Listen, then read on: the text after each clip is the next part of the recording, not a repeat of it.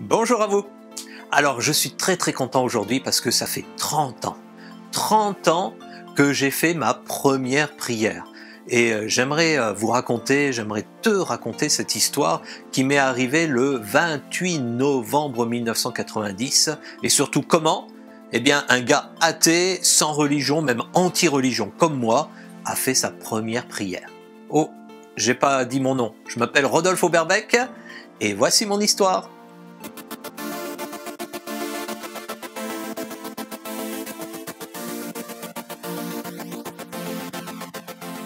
Mon histoire commence bien sûr quand j'étais enfant, tout petit.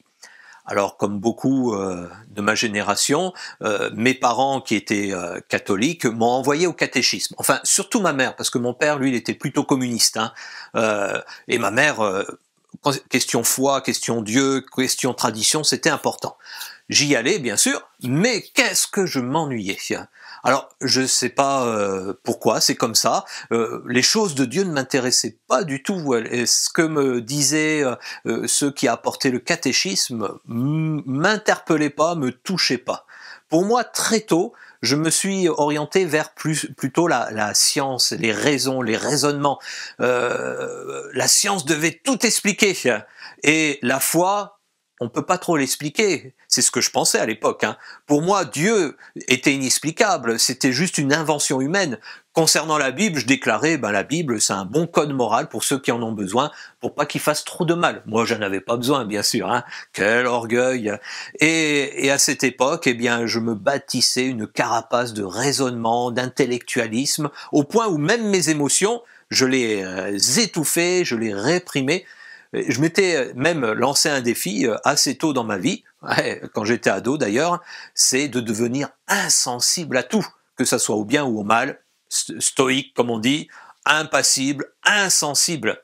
En fait, la réalité derrière tout cela, c'est que je voulais être insensible parce que je me carapaçais, je m'emmurais pour pas être touché par une ambiance familiale assez conflictuelle, au niveau de disputes, au niveau de mes parents, une ambiance qui finalement me touchait tellement que ma solution, ça a été de m'enfermer sur moi-même, de quelque part bannir mes émotions, ce qui est impossible de vivre ainsi, mais je me disais, je peux gérer ma vie ainsi, je sais raisonner, je vais tout expliquer, je cherchais même pas Dieu, mais la réalité, c'est qu'il y avait un vrai vide dans mon cœur, un vide de paix, un vide de joie.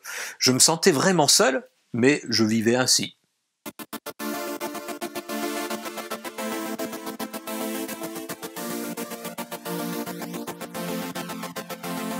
Ça a été à ma première année de fac où il y a eu un tournant, une évolution finalement dans ma vie. Un ami est venu me voir là, je crois que c'était au mois de mai, d'ailleurs il en parle dans sa vidéo, que je vous invite à aller voir, il s'appelle Stéphane Polegato, et il est venu me voir en me disant « Oh Rodolphe, quelque chose s'est passé, j'ai rencontré 4 pasteurs ». Wow, un pasteur déjà c'est beaucoup, mais 4, j'allais dire bonjour les dégâts. Il commence à me dire « Voilà, on a parlé, ça m'a intéressé », il me disait des choses, il commençait finalement à s'ouvrir sur la foi. J'ai dit bien, ok, je l'ai écouté, sans, on va dire, jugement, sans rien du tout, un peu interloqué par ce qu'il disait. Ensuite, les vacances scolaires sont arrivées, on a commencé notre deuxième année de fac, et comme par hasard, sous la porte de ma chambre étudiante, un prospectus a été glissé, annonçant des réunions d'étudiants sur le campus sur le thème de la foi. C'était en fait une église évangélique là de la ville où j'étais qui bien proposait tous les lundis soirs sur le campus universitaire des réunions, des rencontres où ils partageaient des sujets autour de la foi, mais aussi des témoignages de vie chrétienne. Alors mon ami, il a vu ce prospectus aussi et il m'a dit allez on y va. Alors moi, j'étais pas plus emballé que cela à ce moment-là, mais on était ensemble, donc je dis pourquoi pas, allez on y va, on se passe une soirée là et c'est comme ça que j'ai commencé à écouter parler de Dieu. Alors, c'est sûr, l'orateur principal, c'est pas lui qui m'intéressait. Je suis désolé s'il y en a qui sont concernés là, mais c'était surtout ces jeunes là, un peu de mon âge, de ma génération, qui partageaient leur vécu de vie changé, transformé, suite à une prière, suite à un acte de foi où beaucoup disaient, eh bien voilà, ça m'a donné la joie. Et ça m'a interpellé, parce que la joie, je ne l'avais pas. Qu'est-ce qui s'est passé ensuite? Eh bien, toujours avec mon ami, on a été invité à une première rencontre dans les locaux de l'église évangélique en question. Moi, j'étais pareil, pas plus motivé que ça, mais heureusement que Stéphane était là, merci, et il est venu, il m'a dit, allez, viens, on va à la réunion et tout, donc je suis sorti de ma chambre, j'ai dit, bon, j'ai rien à faire, allez, on y va. Et il y a eu toute une histoire, une péripétie par rapport à trouver le lieu de rencontre de cette réunion d'église. D'ailleurs, il la raconte dans sa vidéo, donc allez la voir, je ne vais pas re-raconter ce qu'il a déjà dit. Hein. Mais au bout de 45 minutes, on se retrouve dans le lieu où on était invité. 45 minutes de retard, on arrive, on ouvre les portes, et moi la première chose qui m'a marqué, c'était rempli. Plus une seule place. Alors des personnes sont venues, et ils nous ont accompagnés à la meilleure place qui pouvait rester à ce moment-là, le premier rang, 2 places, là juste devant tout ce qui se passait, devant cette estrade.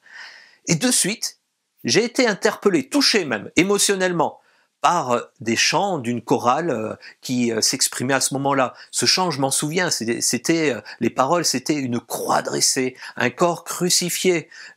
Pourquoi rude châtiment pour un innocent qui nous a tant aimés. Et là, ça commençait à bouillonner dans mon cœur à ce moment-là. Presque des larmes montaient, quelque chose de nouveau pour le dur que je voulais, l'insensible que je voulais représenter. Mais de suite, j'ai calmé les choses en disant « Oh oh, Rodolphe, calme-toi, tu es athée, tu as des amis qui sont comme toi, qu'est-ce qu'ils vont dire ?» Je me suis fermé à nouveau. Et j'ai assisté à la réunion en tant qu'observateur très passif. Même si des choses me touchaient, je fermais tout. Mais à un moment donné, j'ai été quand même un peu presque choqué lorsque j'ai vu mon ami, là, Stéphane, se mettre debout, s'avancer devant pour que eh bien, le prédicateur qui avait interpellé en disant ceux qui veulent s'engager avec Jésus dans la foi, eh bien, il a fait ce geste. Ça, je dis, oh là, et dans ma tête, c'était lui qui est le musclé, on va dire, le fort, hein. Eh bien, voilà qui se lève. Là, ça m'a touché. Mais, à ce moment-là, pour moi, je n'ai pas réagi plus que ça.